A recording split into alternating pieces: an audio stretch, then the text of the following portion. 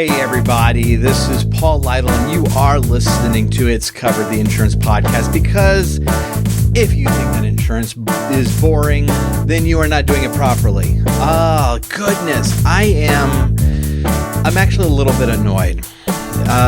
So what happened was a friend of mine is buying a home. And he knows that I'm in insurance and used to be an agent. And so was like, hey, Paul, I'm sorry, I'm actually breaking my keyboard, apparently. This is what happens for those of you who are on the podcast. You do not know how much I wave my arms when I do this show, but I do.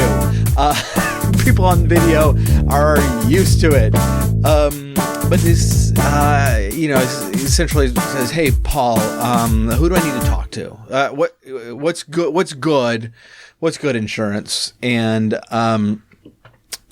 so I gave him some, some people to talk to, and one of which was Mel, who was a host on the show during season 1, and who's still in the agency world, whereas I have departed back to claims. A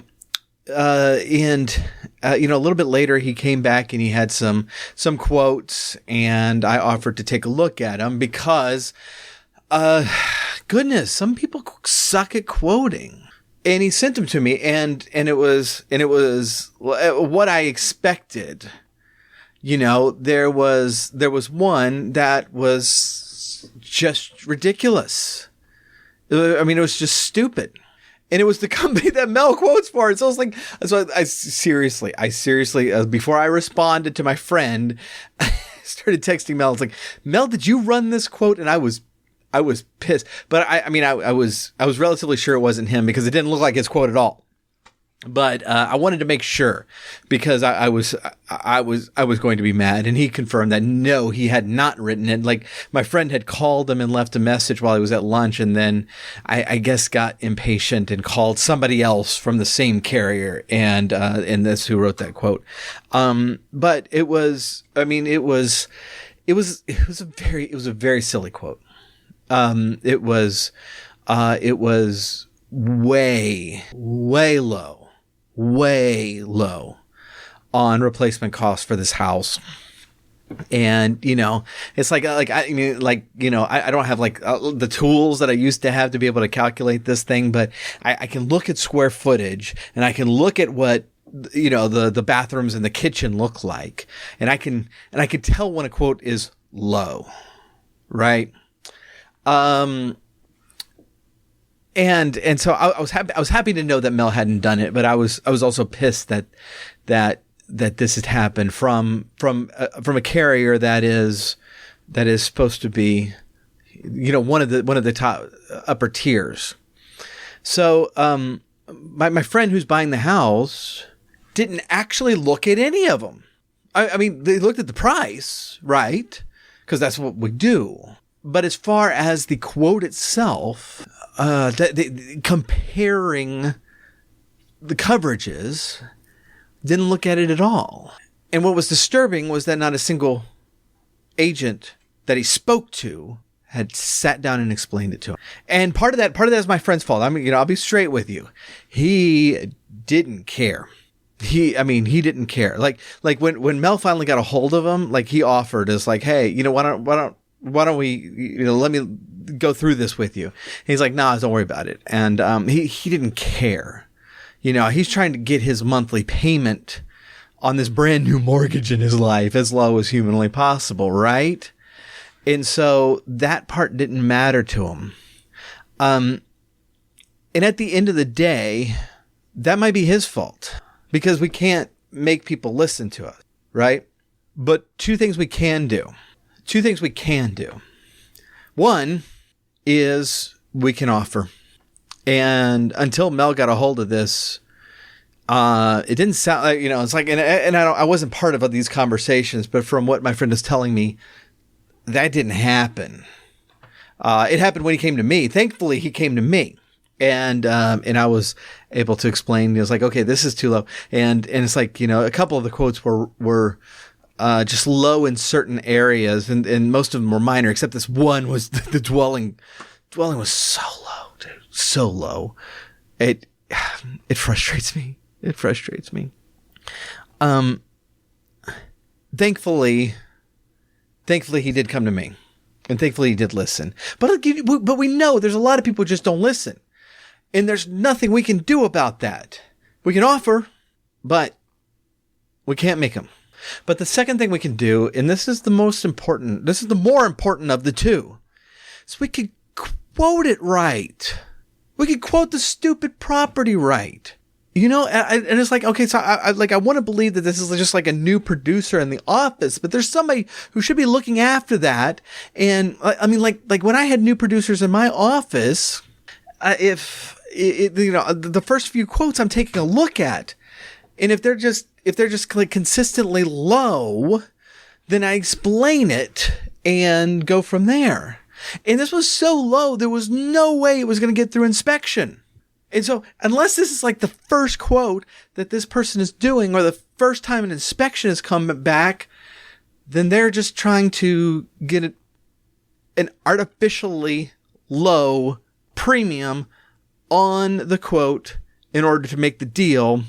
And then when inspection happens, you call up, oh, I'm so sorry, the inspection came back this, it's going to be a little bit more, and by then it's too late. Or so we hope. And this frustrates me. Because let's face it, the agency model is a model that is becoming less attractive to people. I mean, as we're starting to buy our laundry detergent online, we are becoming a people who want to go online for stuff. And we think that our job is important because it is important. Because it is important. And insurance, like my friend buying insurance, and he's giving me 3 quotes that are just, like, one of them is just way out in left field, and he hasn't even looked at that part. He hasn't even considered that part of it. So many of the customers are so ignorant about what we do and how this will affect their lives that it is important to have professionals out there who are going to guide them. It's so critical, but we know that the customer doesn't always. So they're buying their laundry detergent online. They're buying everything else online. I mean, earlier today, I picked up my cell phone and I needed something and I hit order on it today. And you did too, probably. So they are not very often aware that this is something that's critical to them.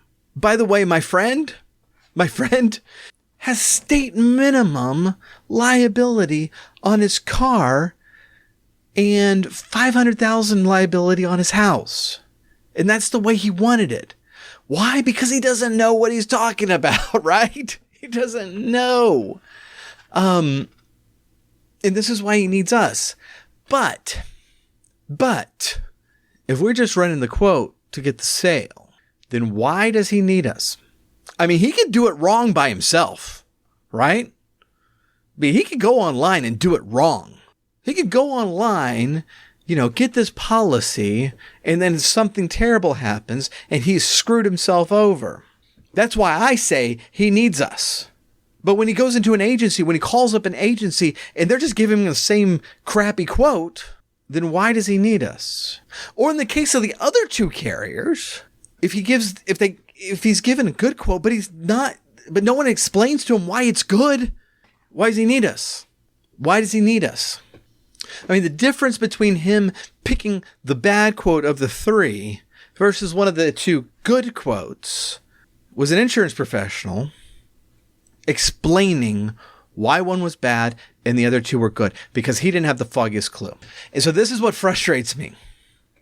And especially because as agents, we put ourselves out there, in a world that is increasingly going online, in a world that's increasingly going digital.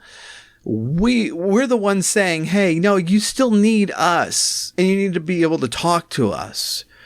And okay, that might look different than it did 20 years ago. We might be talking by text. We might be talking about by email instead of in person. The neighborhood agent might not be the neighborhood agent, really. They might have a location somewhere and have business all over the state. But we are the ones that are still saying, no, in this industry, the Amazon model doesn't work. And this is exactly why. But that doesn't get communicated unless we're the ones that communicate us. We don't naturally know that we need an insurance agent. We don't naturally know that, right? We don't. When we graduate college, we don't know that laundry detergent is okay to buy from Amazon, but insurance, you need to talk to somebody. And we also, unless somebody teaches us, we don't know the difference between somebody who's trying to protect us and someone who's just trying to get the sale. They don't know that until you get involved. And I think I started doing this too late, I think, but it really came down to, people who just weren't interested in the coverages I didn't necessarily want to spend 2 hours with people explaining coverages, right? I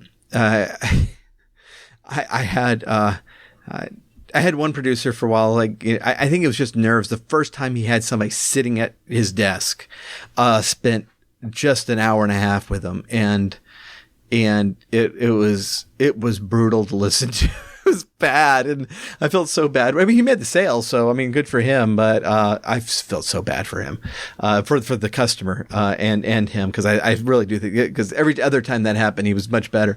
But I don't want to talk to somebody for 2 hours, but it's going to take a little bit of time. And those people are just like, no, I don't care about all that. Just, give me the quote. I really late as in my career as an agent, I really did just start saying, okay, well, the coverages are really, really important and I need this information to properly insure you. And so is there a better time when you have more time that we can actually chat?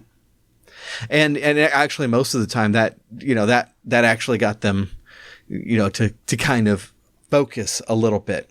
And you really do need to be, if you're going to do that, be respectful of their time and don't take an hour more, try to keep it down as much as possible. But there are stuff that we need to hit. There's stuff we need to hit. And if, I'm actually working on a course on, E&Os right now. And, I'm going to hopefully have that for you really soon. But, if it comes down to it and then they're like, no, I don't need any of that. I don't, whatever. It's like, okay, well, I'm going to have that pretty thoroughly documented, that I tried. And then at the end of the day, that's all you can do. But we got to do that. If we're not trying to explain coverages, then again, why do they need us? What are we doing out there? What are we doing there? If we could just set up a website to sell insurance and that's all, that if a website can replace us, then we're not needed. All right? If a website can replace us, then the world doesn't need us and we're not providing a service. But the whole reason I'm in this business, the whole reason I think the whole reason you are, because you're sitting there, you are invested enough that you're sitting there taking the time to listen to an insurance podcast. That suggests to me that you believe in this stuff, or either that or you just really like me, which is great. I'm very charming, but I think it's because you believe in this and you want to be better at it. And step one of what we've got to do, and all of us have to do, everyone in your office has to do, quote the stupid thing right, and at least try to explain why this stuff is important. So, at the end of the day, I don't know which one he picked, my friend picked. I know I sent, I was very, it was very strongly worded what I said about the low quote.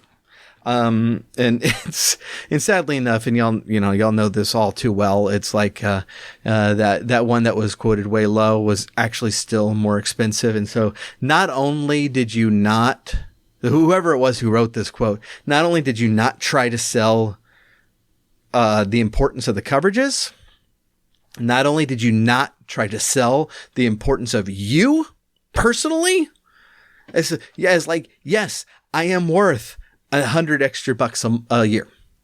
I am worth that, because when the accident, when something happens, I'm going to be there for you. No effort to do any of that. So you wrote just a really crappy quote, and it was still high. And I think that person knew that, which is why they tried to cheat on the quote.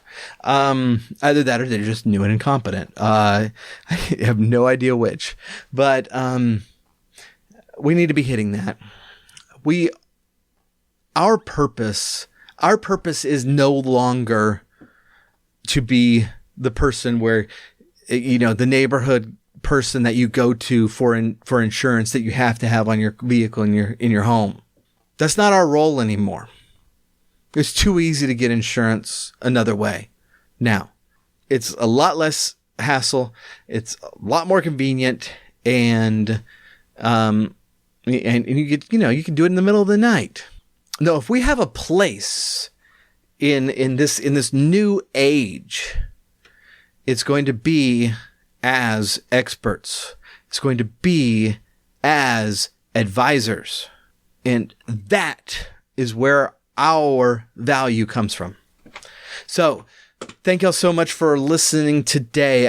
And first of all, it's like, okay, so, I'm recording a little bit in advance, but episode 1 of season 2 has come out. Thank y'all so much for jumping on that. We had such a long break that I was concerned about if, how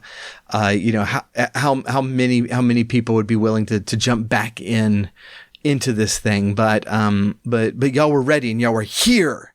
And I really do appreciate that. I am going to be here each and every week now. You're going to be here each and every week now. We are going to get better at this together, and keep tuned into this. We do have a Facebook page where you can get more announcements and such. But the stuff we're working on, I'm going to be announcing here on the podcast, whether you're listening through podcast catcher on audio, whether you are on YouTube or Facebook watching the videos. I'm having a little bit of trouble on LinkedIn. The videos are actually too long to upload directly to LinkedIn. And so I am kind of working on, doing links or something like that. But, you can catch us there, but for safety, look, if you're at all a podcast person, just subscribe to the podcast, because that's going to give you announcements right away when stuff is uploaded. If you're on YouTube, hit subscribe and hit that little bell. Okay.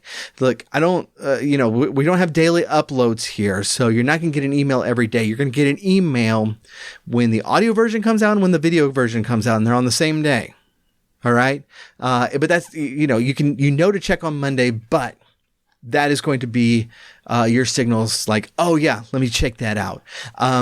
So really do appreciate it. We will catch you next week.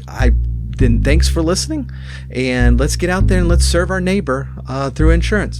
Talk to you later.